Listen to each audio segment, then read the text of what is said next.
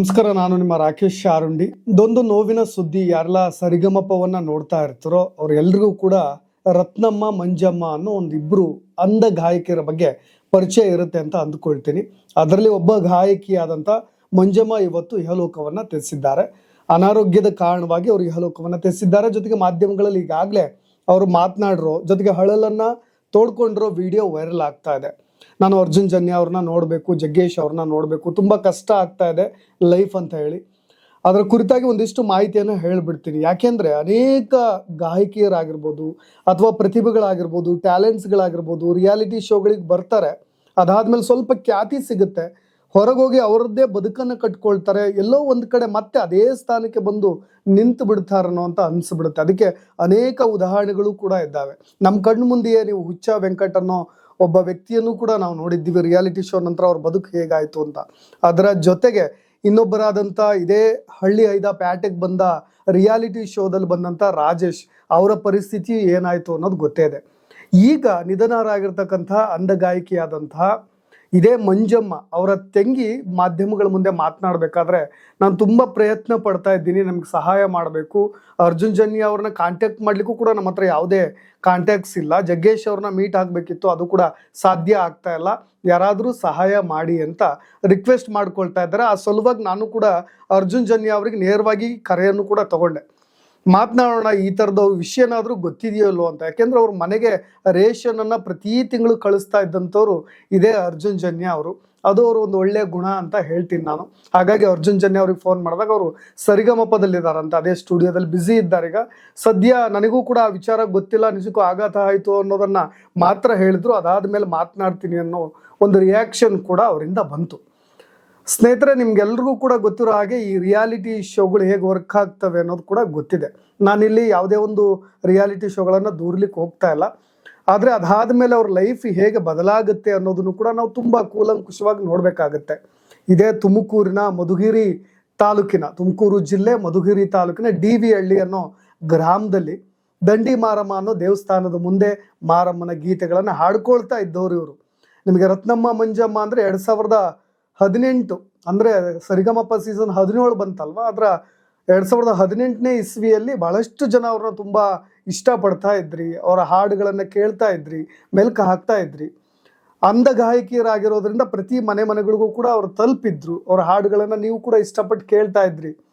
ನಾವು ಯಾಕೆ ಎಸ್ಪೆಷಲಿ ಇವರು ಅಂಧ ಗಾಯಕಿಯರನ್ನ ಯಾಕೆ ನಾನು ಹೆಚ್ಚು ಒತ್ತಾಗಿ ಹೇಳ್ತಾ ಇದ್ದೀನಿ ಅಂದರೆ, ಸ್ವಲ್ಪ ಕಾಲು ಸರಿ ಇಲ್ಲದೆ ಇರೋರು ಅಥವಾ ಕೈ ಸರಿ ಇಲ್ಲದೆ ಇರೋರು, ಮಾತು ಬಾರದೇ ಇರೋರು ಅಥವಾ ಕಣ್ಣು ಕಾಣದೇ ಇರೋರು, ಸ್ವಲ್ಪ ಏನಾದರೂ ನ್ಯೂನ್ಯತೆಗಳಿದ್ದ ತಕ್ಷಣಕ್ಕೆ ನಾವು ರೈಲ್ವೆ ಟ್ರೈನ್ಗಳಲ್ಲಾಗಿರ್ಬೋದು, ಬಸ್ ಸ್ಟಾಪ್ಗಳಲ್ಲಾಗಿರ್ಬೋದು ಈ ಥರ ಭಿಕ್ಷೆ ಕೇಳೋದನ್ನು ನಾವು ನೋಡಿರ್ತೀವಿ.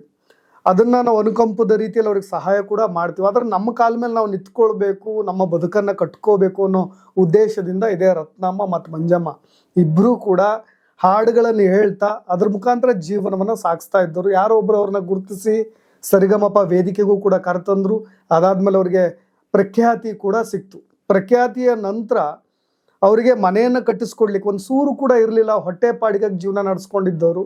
ಅವ್ರಿಗೊಂದು ಸೂರಿಲ್ಲ ಅಂತ ಹೇಳಿ ಇದೇ ನವರಸ ನಾಯಕನಾಗಿರ್ತಕ್ಕಂಥ ಜಗ್ಗೇಶ್ ಅವರು ವೇದಿಕೆಯ ಮೇಲೆ ಆ ಥರದ ಅನುಕಂಪವನ್ನು ವ್ಯಕ್ತಪಡಿಸಿ, ರಾಯರ ಕೃಪೆಯಿಂದ ನನಗೆ ಕನಸಿನಲ್ಲಿ ರಾಯರು ಈ ಥರದ್ದೊಂದು ಹೇಳಿದ್ರು, ಅವ್ರಿಗೆ ಏನಾದರೂ ಒಂದು ಸೂರು ಕಟ್ಟಿಸ್ಕೊಡ್ಬೇಕು ಅಂತ, ಅವರ ಕೃಪಾಶೀರ್ವಾದದೊಂದಿಗೆ ನಾನು ಅವ್ರಿಗೆ ಸೂರು ಕಟ್ಟಿಸ್ಕೊಡ್ತಾ ಇದ್ದೀನಿ ಅಂತ ಇದೇ ತುಮಕೂರು ಜಿಲ್ಲೆಯ ಮಧುಗಿರಿ ತಾಲೂಕಿನ ಡಿ.ವಿ. ಹಳ್ಳಿ ಗ್ರಾಮದಲ್ಲಿ ಒಂದು ಸೂರು ಕೂಡ ಕಟ್ಟಿಸ್ಕೊಟ್ಟಿದ್ದಾರೆ. ಆ ಸೂರಿನ ನಂತರ ಅರ್ಜುನ್ ಜನ್ಯ ವೇದಿಕೆಯ ಮೇಲೆ ಹೇಳಿದ್ರು, ಇಲ್ಲ ನಾನು ಅವರಿಗೆ ನಿರಂತರವಾಗಿ ಪ್ರತಿ ತಿಂಗಳು ಕೂಡ ಅವರಿಗೆ ರೇಷನನ್ನು ಒದಗಿಸ್ಕೊಡ್ತೀನಿ ಅಂತ. ಅದು ಕೂಡ ಇಲ್ಲಿಯವರೆಗೂ ನಿರಂತರವಾಗಿ ಅವರಿಗೆ ರೇಷನ್ ಕೂಡ ಹೋಗ್ತಾ ಇದೆ. ಇನ್ನು ಹಂಸಲೇಖ ಅವ್ರಿಗೊಂದು ಮೊಬೈಲ್ ಆರ್ಕೆಸ್ಟ್ರಾ ಮಾಡಿಕೊಡ್ತೀನಿ ನಾನು ಅನ್ನೋ ಒಂದು ಭರವಸೆಯನ್ನು ಕೂಡ ಕೊಟ್ಟಿದ್ರು. ಮೂವರು ಜಡ್ಜಸ್ಗಳು ಆ ಥರದ ಒಂದು ದೊಡ್ಡ ಭರವಸೆಯೊಂದಿಗೆ ಅವರ ಲೈಫ್ ಮತ್ತೊಂದು ಕನಸನ್ನು ಕೂಡ ಖಂಡಿತ. ಯಾಕೆಂದರೆ ಒಂದು ಹೊಸ ಬದುಕಿಗೆ ನಾವು ಹೋಗ್ತಾ ಇದ್ದೀವಿ ಇನ್ನು ಮೊಬೈಲ್ ಆರ್ಕೆಸ್ಟ್ರಾ ಅದಾದ್ಮೇಲೆ ಪ್ರತಿ ಗ್ರಾಮಗಳಿಗೂ ಹೋಗೋದು ಅಂತ. ಆದರೆ ಇವತ್ತು ಆ ಥರದ ಒಂದು ನಿಧನದ ಸುದ್ದಿ ಬಹಳಷ್ಟು ಜನರಿಗೆ ಒಂದು ಆಘಾತ ಅಂತೂ ಆಗಿದೆ. ಯಾಕೆಂದರೆ ಇದೇ ಬೆಂಗಳೂರಿನ ವಿಕ್ಟೋರಿಯಾ ಹಾಸ್ಪಿಟಲ್ನಲ್ಲಿ ಅನಾರೋಗ್ಯದಿಂದ ಬಳಲ್ತಾ ಇದ್ದರಂತೆ ಮಂಜಮ್ಮನವರು. ಹಾಗಾಗಿ ವಿಕ್ಟೋರಿಯಾ ಆಸ್ಪತ್ರೆಯಲ್ಲಿ ಅವ್ರನ್ನ ದಾಖಲು ಮಾಡಲಾಗಿತ್ತು. ಆಸ್ಪತ್ರೆಯಲ್ಲಿ ಚಿಕಿತ್ಸೆ ಕೂಡ ಪಡೀತಾ ಇದ್ರು. ಕಿಡ್ನಿ ಮತ್ತು ಹಾರ್ಟ್ ಪ್ರಾಬ್ಲಮ್ ಏನೋ ಇತ್ತಂತೆ ಸ್ವಲ್ಪ.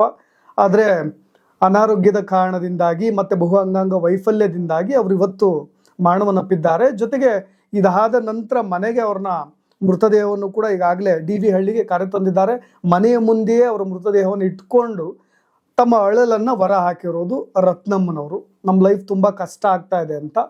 ಹಾಗಾಗಿ ಸರಿಗಮಪದವರು ಅವ್ರಿಗೆ ಏನಾದರೂ ರೆಸ್ಪಾನ್ಸ್ ಮಾಡ್ತಾರಾ ಅನ್ನೋ ಒಂದು ಉದ್ದೇಶದೊಂದಿಗೆ, ಈ ಕನ್ಸನ್ನೊಂದಿಗೆ ನಾನು ಕೂಡ ಹೇಳ್ತಾ ಇದ್ದೀನಿ. ಒಂದು ಸ್ವಲ್ಪ ಸಪೋರ್ಟ್ ಮಾಡಿದ್ರೆ, ಸಹಾಯ ಮಾಡಿದ್ರು ಒಳ್ಳೇದು ಅಂತ. ಹೆಚ್ಚಾಗಿ ನಾನು ಯಾಕೆ ಆರಂಭದಲ್ಲಿ ನಿಮಗೆ ಒಂದು 2 ಕ್ಯಾರೆಕ್ಟರ್ನ ತೆಗೆದುಕೊಂಡೆ ಅಂದರೆ, ನಿಮಗೆ ಗೊತ್ತಿರ್ಬೋದು, ಹುಚ್ಚ ವೆಂಕಟ್ ಆಗಿರ್ಬೋದು, ಈ ರಾಜೇಶ್ ಅವರಾಗಿರ್ಬೋದು, ಹೆಚ್ಚಿನದಾಗಿ ಬೇರೆ ಈ ಥರ ರಿಯಾಲಿಟಿ ಶೋಗಳ ಮುಖಾಂತರ ಪ್ರಖ್ಯಾತಿಯನ್ನು ಪಡೆದು ತದನಂತರ ಒಂದು ಸ್ಟಾರ್ ವ್ಯಾಲ್ಯೂವನ್ನು ಗಿಟ್ಟಿಸ್ಕೊಂಡು ಅದಾದ್ಮೇಲೆ ಮತ್ತೆ ಅದೇ ಜಾಗಕ್ಕೆ ಬಂದು ನಿಂತ್ಕೊಳ್ಳೋದಿದೆಯಲ್ಲ, ಅದು ಯಾರಿಗೂ ಕೂಡ ಆ ಪರಿಸ್ಥಿತಿ ಯಾರಿಗೂ ಬರಬಾರ್ದು. ಇದೇ ರತ್ನಮ್ಮ ಮಂಜಮ್ಮ ಅವರಿಗೆ ಯಾವ ಸಿನಿಮಾಗಳಲ್ಲೂ ಕೂಡ ಅವರಿಗೆ ಹಾಡಲಿಕ್ಕೆ ಅವಕಾಶ ಸಿಕ್ಕಿಲ್ಲ. ಎಲ್ಲೋ ಒಂದು ಕಡೆ TRPಗೋಸ್ಕರ ಒಂದು ರಿಯಾಲಿಟಿ ಶೋ ಅವ್ರನ್ನ ಬಳಸ್ಕೊಂಡ್ಬಿಡ್ತಾ ಅನ್ನೋ ಆರೋಪ ಜನಸಾಮಾನ್ಯರಿಂದ ಕೇಳಿ ಬರ್ತಾ ಇದೆ. ಯಾಕಂದ್ರೆ ಅದಾದ್ಮೇಲೆ ಅವ್ರಿಗೊಂದು ಹೊಸ ಬದುಕೇನೋ ಸಿಕ್ತು, ಮೊಬೈಲ್ ಆರ್ಕೆಸ್ಟ್ರಾ ಆ ಥರದ್ದೆಲ್ಲವನ್ನು ಬಳಸ್ಕೊಂಡು ಅವ್ರ ಜೀವನ ಇನ್ನೊಂದು ಹಂತಕ್ಕೆ ಹೋಗ್ತಾ ಇತ್ತೇನೋ ಅಂತ ಎಲ್ಲರೂ ಅಂದ್ಕೊಳ್ತಾ ಇದ್ರು. ಆದರೆ ಮತ್ತು ಅವ್ರದ್ದು ಲೈಫ್ ಅಲ್ಲೇ ನಿಂತು ಬಿಟ್ಟಿದೆ ಅನ್ನೋ ರೀತಿಯಾಗಿ ಅವರು ಕೂಡ ಮಾತನಾಡ್ತಾ ಇದ್ದಾರೆ. ಆ ನಿಟ್ಟಿನಲ್ಲಿ ಸರಿಗಮಪ ವೇದಿಕೆ ಆಗಿರ್ಬೋದು, ಅರ್ಜುನ್ ಜನ್ಯ ಆಗಿರ್ಬೋದು, ಜಗ್ಗೇಶ್ ಆಗಿರ್ಬೋದು ಹೇಗೆ ರೆಸ್ಪಾನ್ಸ್ ಮಾಡ್ತಾರೆ ಅನ್ನೋದನ್ನ ನಾವು ಕಾದು ನೋಡಬೇಕಾಗಿದೆ. ಇದ್ರ ಜೊತೆಗೆ ಅವರಿಗೆ ಒಂದು 5 ಲಕ್ಷ ಇನ್ಶೂರೆನ್ಸ್ ಕೂಡ ಮಾಡಿಸಿದ್ದಾರಂತೆ. ರತ್ನಮ್ಮ ಏನಾದರೂ ಆಗಲಿದ್ರೆ ಮಂಜಮ್ಮನಿಗೆ ಆ ಹಣ ಬರೋ ಹಾಗೆ, ಮಂಜಮ್ಮ ಏನಾದರೂ ನಿಧನರಾದರೆ ಅವರ ಹಣ ಇವರಿಗೆ ಬರೋ ಹಾಗೆ, ಅದು ಇನ್ನು 2026ಕ್ಕೆ ಬರುತ್ತಂತೆ. ಹಾಗಾಗಿ ಅಲ್ಲಿಯವರೆಗೂ ಕೂಡ ನಮಗೆ ಯಾವುದೇ ಅವಕಾಶಗಳಿಲ್ಲ, ಊರೂರಿಗೆ ಹೋಗ್ಲಿಕ್ಕೂ ಕೂಡ ಹೋಗ್ತಾ ಇದ್ದೀವಿ, ಆದರೆ ಅದರಿಂದ ಹಣ ಬರ್ತಾ ಇಲ್ಲ, ನಮಗೆ ಯಾರಾದರೂ ಸಹಾಯ ಮಾಡಿ ಅಂತ ಕೇಳ್ಕೊಂಡಿದ್ದಾರೆ. ಹಾಗಾಗಿ ನಾನು ಈ ಮುಖಾಂತರ ಮತ್ತೊಮ್ಮೆ ಅದೇ ಸರಿಗಮಪ ವೇದಿಕೆಗೆ ಒಂದು ರಿಕ್ವೆಸ್ಟ್ ಮಾಡ್ಕೊಳ್ಳೋ ಪ್ರಯತ್ನ, ತಮ್ಮ ಕಾಲ ಮೇಲೆ ತಾವು ನಿಂತ್ಕೊಂಡು ಹೊಸ ಬದುಕನ್ನು ಕಟ್ಕೋಬೇಕು ಅನ್ನೋ ಆಶಯದೊಂದಿಗೆ ಅವರಿದ್ದಾರೆ. ಹಾಗಾಗಿ ಅವರಿಗೆ ಮತ್ತೇನಾದರೂ ಆ ಥರದ ಒಂದಿಷ್ಟು ಧೈರ್ಯವನ್ನು ತುಂಬೋ ಕೆಲಸ ಇದೆ ಅರ್ಜುನ್ ಜನ್ಯ ಅವ್ರ ಕಡೆಯಿಂದ ಅಥವಾ ಜಗ್ಗೇಶ್ ಕಡೆಯಿಂದ ಆದರೆ ಅದು ಅವ್ರಿಗೆ ಇನ್ನೊಂದಿಷ್ಟು ಧೈರ್ಯವನ್ನು ತುಂಬಿದ ಹಾಗೆ ಆಗುತ್ತೆ. ಸ್ನೇಹಿತರೆ, ನಾನು ಯಾಕೆ ಈ ಮಾತನ್ನು ಕೊನೆಯದಾಗಿ ಹೇಳ್ತಾ ಇದ್ದೀನಿ, ಮತ್ತೊಮ್ಮೆ ನಿಮಗೂ ಕೂಡ ಹೇಳ್ತಾ ಇದ್ದೀನಿ, ಕೆಲವು ರಿಯಾಲಿಟಿ ಶೋಗಳು ಪರ್ಟಿಕ್ಯುಲರ್ ಆಗಿ ಎಲ್ಲೋ ಒಂದು ಕಡೆ ಜನಪ್ರಿಯತೆಯನ್ನಂತರೂ ತಂದು ಕೊಡ್ತವೆ ಎಲ್ರಿಗೂ ಕೂಡ. ಅದರ ಅಮಲ್ನಲ್ಲಿ ಏನಾದರೂ ನಾವು ತೇಲ್ಬಿಟ್ರೆ, ಅದರ ಗುಂಗಿನಲ್ಲಿ ಏನಾದರೂ ಮುಳುಗಿಬಿಟ್ರೆ ಕೊನೆಯದಾಗಿ ಮತ್ತೆ ನಮ್ಮ ಲೈಫ್ ಎಲ್ಲಿರುತ್ತೋ ಅಲ್ಲೇ ಬಂದು ನಿಂತು ಬಿಡುತ್ತೆ. ಎಲ್ಲೋ ಅವರ ಸ್ವಾತಂತ್ರ್ಯವನ್ನು ಅಥವಾ ಅವ್ರಿಗೇನೋ ಜನಪ್ರಿಯತೆಯನ್ನು ತುಂಬಿಯೋ ಅಥವಾ ಜನಪ್ರಿಯತೆಯ ಅಮಲ್ನಲ್ಲಿ ಅವರು ತೇಲಿಯೋ ಗೊತ್ತಿಲ್ಲ, ಅವರು ಆ ಬದುಕಿನ ಡೈವರ್ಷನ್ ಇನ್ನೊಂದು ಕಡೆ ಬದಲಾಗಿಬಿಡುತ್ತೆ. ಮತ್ತೆ ಒಂದಿಷ್ಟು ವರ್ಷಗಳ ನಂತರ ನೋಡಿದಾಗ ಮತ್ತೆ ಅದೇ ದಂಡಿ ಮಾರಮ್ಮನ ದೇವಸ್ಥಾನದ ಎದುರಿಗೆ ನಿಂತ್ಕೊಂಡು ಮತ್ತೆ ಹಾಡು ಹೇಳಿ ಅದೇ ₹1 ₹2ಗೆ ಬೇಡುವಂಥ ಪರಿಸ್ಥಿತಿ ನಿರ್ಮಾಣವಾಗುತ್ತೆ. ಆಗಬಾರ್ದು. ಯಾಕೆಂದ್ರೆ ಯಾವುದೇ ವೇದಿಕೆ ಆಗಲಿ ಅದ್ರ ಮುಖಾಂತರ ಒಂದಿಷ್ಟು TRPಯನ್ನು ಗಿಟ್ಟಿಸ್ಕೊಂಡಿರ್ತಾರೆ, ಜೊತೆಗೆ ಅದ್ರ ಜೊತೆಗೆ ಒಂದಿಷ್ಟು ಖ್ಯಾತಿಯು ಕೂಡ ಶೋಗೆ ಸಿಕ್ಕಿರುತ್ತೆ. ಇಂತಹ ಘಟನೆಗಳಾದ್ಮೇಲೂ ಕೂಡ ನಾವು ಅವ್ರ ಜೊತೆಗೆ ಇದ್ದೀವಿ ಅನ್ನೋದನ್ನ ಆ ರಿಯಾಲಿಟಿ ಶೋಗಳು ಪ್ರೂವ್ ಮಾಡಿದ್ರೆ ಎಲ್ರಿಗೂ ಕೂಡ ಒಳ್ಳೆಯದು. ಇದಕ್ಕೆ ಸಂಬಂಧಪಟ್ಟ ಹಾಗೆ ನಿಮ್ಮ ಅಭಿಪ್ರಾಯ ಕೂಡ ಏನು ಅನ್ನೋದನ್ನ ತಿಳಿಸೋದ್ರ ಮುಖಾಂತರ ಇದೇ ಮಂಜಮ್ಮನ ಸಾವಿಗೆ ಒಂದಿಷ್ಟು ಸಂತಾಪವನ್ನು ಸೂಚಿಸೋ ಕೆಲಸವನ್ನ ನಾವೆಲ್ಲರೂ ಕೂಡ ಮಾಡೋಣ. ಧನ್ಯವಾದ.